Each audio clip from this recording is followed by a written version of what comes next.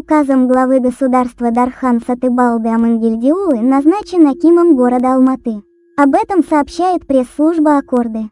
Дархан Сатыбалды родился 26 марта 1974 года в Южно-Казахстанской области.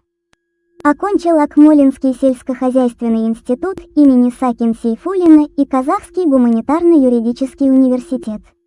Кандидат экономических наук. Трудовую деятельность начал в 1996 году на коммунальном предприятии «Келес» Келесского района Южно-Казахстанской области. С 2000 по 2006 год занимал различные должности в Министерстве финансов и администрации президента.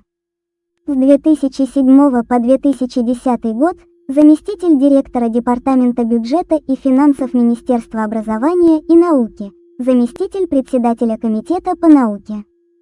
В 2010 году назначен начальником управления Комитета национальной безопасности.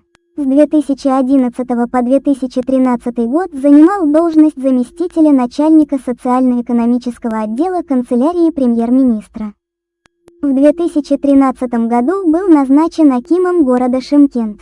В 2015-2017 годах занимал должность первого заместителя акима Южно-Казахстанской области. Избран депутатом Сената парламента. С марта 2019 года чрезвычайный и полномочный посол Республики Казахстан в Республике Узбекистан. 31 августа 2022 года назначен акимом Туркестанской области. В этом году, в январе 2025 года, назначен первым заместителем руководителя администрации президента Республики Казахстан. Награжден медалью «За заслуги» и орденом «Курмет».